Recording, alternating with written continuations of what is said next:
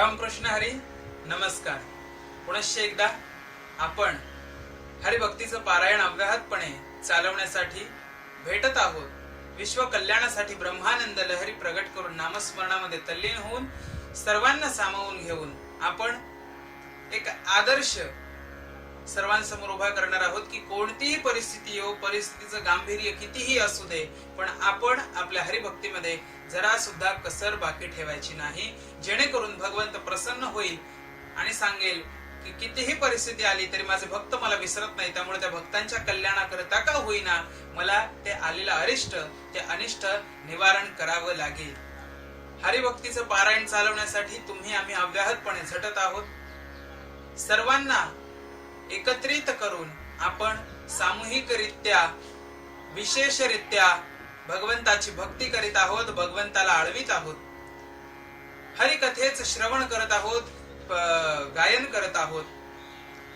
हरिभक्तीमध्ये तल्लीन होऊन हरिकथांचं श्रवण, कीर्तन, वाचन, पूजन समग्र अनन्य भावे आपण भगवंताला भजत आहोत, जेणेकरून भगवंत सुद्धा अनन्य भावे आपल्यावरती कृपा करेल, अनन्य तऱ्हेने आपल्यावरती कृपा करेल.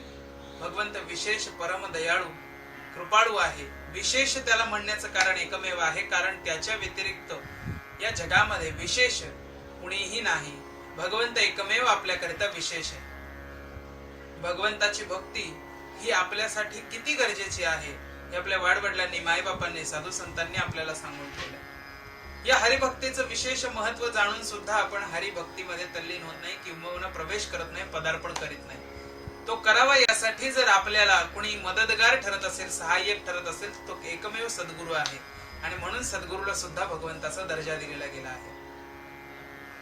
सद्गुरूद्वारे एकदा का आपल्याला रस्ता कळला, हरिभक्तीचा मार्ग कळला, त्या मार्गावरती आपण चालत चालत चालत जाऊन आपलं जे ध्येय आहे तो एकमेव भगवंत, त्याच्या प्राप्तीमध्ये आपण जराही कसूर बाकी न ठेवता हरिभक्तीची ओढ मनामध्ये ठेवून हरिभक्तीच्या मार्गावर आपण चालून भगवंताला प्राप्त करून घेतो. आणि राम म्हणता रामाची होई जे या अवस्थेमध्ये जाऊन आपण स्थिर होतो. आणि ही अवस्था आपल्या मायबाप साधू संतांनी सुद्धा प्राप्त केली व ती आपणही निश्चितच प्राप्त करू शकतो. यासाठी एक प्राथमिक मार्ग, पहिलं पाऊल म्हणून जर आपल्याला कोणी मदतगार ठरत असेल तर हा एकादशी दिवस आहे. एकादशी पर्व काळ वैष्णवा सकळ प्रिय एकादशी दिन पांडुरंगे.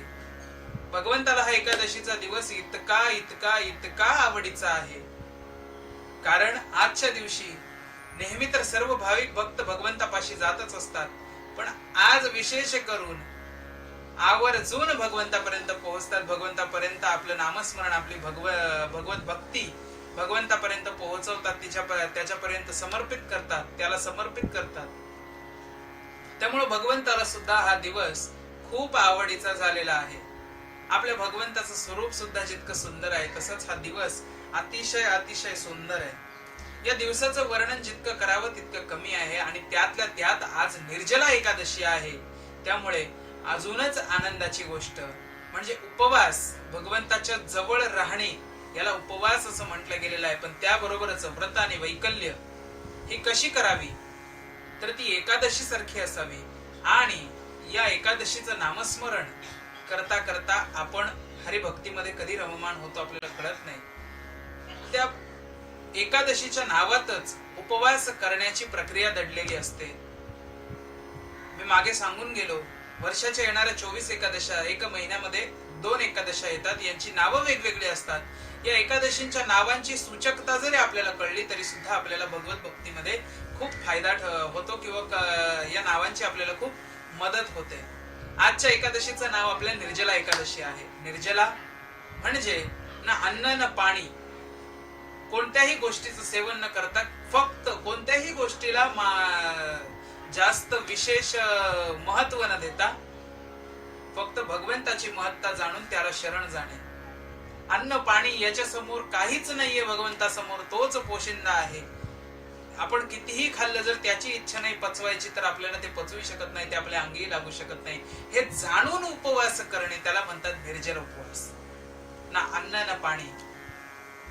आणि उपवास, व्रत, वैकल्य. उपवास तर म्हणजे देवाच्या जवळ राहणे, पण उपवासाच्या निमित्ताने भगवंताच्या जवळ राहायचं तर नुसतं कसं जवळ राहणार, तर एक उपवास म्हणजे व्रत वैकल्य, देवाजवळ राहताना व्रत वैकल्य करावे, नामस्मरण करावे, भक्ती करावी, ग्रंथांचं वाचन, पूजन, श्रवण, कीर्तन, गायन, नृत्य, भगवंताला अनन्य भावे शरण जाऊन विविध तऱ्हेने भगवंताची शरणागती पत्करावी, त्याला जवळ आणण्यासाठी प्रयत्नशील राहावं.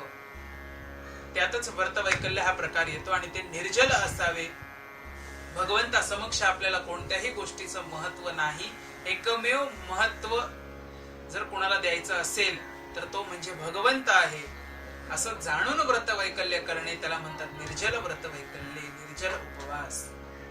आणि आजच्या एकादशीचं नाव हे सुद्धा अशाच पद्धतीने सूचक आहे. व्रत वैकल्य कशी करावी. उपवास तर आपण एकादशीच्या दिवशी करतच असतो. साधू संत मायबाप हे आपले जे आहेत ते रोजच उपवास करत असतात, रोजच भगवंताच्या जवळ राहत असतात. क्षणोक्षणी नित्य निरंतर अव्याहत भगवंताची भक्ती करतात, भगवंताच्या जवळ राहतात. भगवंताची ही खूप कृपा आहे की आपल्याला ही पर्वणी प्राप्त झालेली आहे. आणि खरंच भगवंताची भक्ती विशेषत्वाने करण्यासाठी जर कोणता काळ मार्गशील ठरतो, मदतशील ठरतो, तो म्हणजे एकादशी आहे. आणि एकादशीच्या दिवशी तुम्ही आम्ही समक्ष भेटून भगवंताची भक्ती कशी करावी, भगवंताच्या भक्तीमध्ये कसं मार्गस्थ व्हावं, कसं आपलं ध्येय म्हणजे भगवंताला प्राप्त करावं, हे आपण रोजच्या रोज शिकत आहात, रोजच्या रोज प्राप्त करत आहात. त्यामुळे खरंच तुमचेही खूप आभार. आणि खरंच खूप आनंद होतो एकादशीच्या दिवशी, ज्या वेळेला नित्य नियमित क्रियांच्या, व्यावहारिक क्रियांच्या व्यतिरिक्त भगवंताची भक्ती आपण जशी रोज करतो तिचं प्रमाण थोडं वाढवून विशेषत्वाने आपण भक्तीच्या मार्गावरती मार्गक्रमण करीत असतो. खरंच खूप आनंद होतो. तुमच्यासारख्या हरिभक्तांना भेटून सुद्धा मला खरंच खूप आनंद होतो. हरिभक्तांची मिलन होणे ही खूप म्हणजे दसरा दिवाळीपेक्षा, दसरा दीपावलीपेक्षा सुद्धा मोठा सण उत्सव आहे. आपण म्हणतो साधू संत येते घरात तोशी दिवाळी दसरा खरा. ते घरात येणं हे जसं दसरा दीपावली सारखं पर्व आहे, तसंच हरिभक्तांचं एकमेकांशी मिलन होणं हे सुद्धा खूप मोठं पर्व आहे. आणि कुंभमेळा जसा भरतो, वारी जशी होते, तसे आपण एकमेकांना भेटलो की एक प्रकारचा भक्तीचा कुंभमेळा भरत असतो, एक प्रकारची भक्तीची वारी होत असते, एक प्रकारचा सोहळा होत असतो. त्यामुळे खरंच तुम्हाला भेटून, हरिभक्तांना भेटून मला खूप आनंद होतो. अशीच हरिभक्ती करायची आपल्याला. कोणतीही भयंकर परिस्थिती हो, कितीही गंभीर परिस्थिती हो, गांभीर्य हे फक्त हरिभक्तीच्या बाबतीत बाळगायचं. आनंदाने भगवंताची भक्ती करायची, भगवंतासाठी प्रयत्नशील राहायचं, भगवंताची प्राप्ती करून घ्यायची. प्रवासात आहोत आपण आयुष्याच्या प्रवासामध्ये आपलं शेवटचं स्टेशन हे जरी स्मशान असलं तरी आपलं ध्येय हे भगवंत आहे. जन्म आणि मृत्यू या कालचक्रामध्ये आपल्याला स्वतःच गुरफटवून घेत असतो आपण आपल्या कर्मांद्वारे. कर्माचं बीज जाळून टाकून भगवंताची भक्ती करायची आहे. आणि भगवंताला कधीही न विसरता एकमेव भगवंताला विशेष महत्व देऊन केंद्रस्थानी भगवंताला ठेवून त्याची भक्ती करणे, त्याची उपासना करणे हेच आपल्या आयुष्याचं ध्येय आहे, जे आपल्याला विसरून चालणार नाही.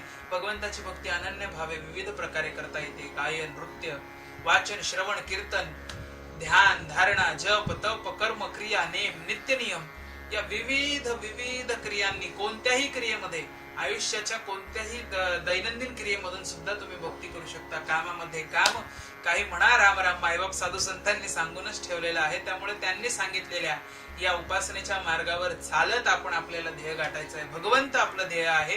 त्यामुळे एकादशीचा दिवस जसा आपल्याला मदतगार ठरतो, आज निर्जला एकादशी हा हरिभक्तीचा संगम आपण घडवून आणलाय. निर्जला एकादशीच्या दिवशी मला खरंच खूप आनंद होतो तुम्हा सर्वांना भेटून, तुम्हा सर्वांना पाहून. खरंच आपण अशीच हरिभक्तीची परंपरा चालू ठेवायची आहे. हरिभक्तीची परंपरा अव्याहतपणे चालू ठेवायची. शेवटच्या श्वासापर्यंत आपलं कर्तव्य आहे की सर्वांना सामावून घेऊन हरिभक्तीचा महामार्ग बळकट करणे आणि ध्येय भगवंतापर्यंत सर्वांना पोहोचवणे हेच आपलं कर्तव्य आहे, हेच आपलं कार्य आहे. ते आपण कर्तबगारीने बजावायचं आहे. पुनश्च एकदा सर्वांचे आभार मानतो, भगवंताचे आभार मानतो का हा संगम सोहळा भगवंताने घडवून आणला. अशीच उपासना, अशीच हरिभक्ती आपण करायची. हरिभक्तीमध्ये तल्लीन होऊन विश्व कल्याणासाठी, सर्वांच्या कल्याणासाठी ब्रह्मानंद लहरी प्रकट करायच्या आहेत. आनंदमय स्वरूप होऊन इतरांना आनंद द्यायचा, इतरांना आनंद स्वरूप बनवायचं आणि भक्तीचं पारायण असंच अव्याहतपणे चालू ठेवायचं आहे. पुनश्च एकदा भेटू एखाद्या अजून भक्तीच्या, नामस्मरणाच्या, हरिभक्तीच्या, भगवंताच्या संगम सोहळ्यामध्ये. रामकृष्ण हरी. नमस्कार.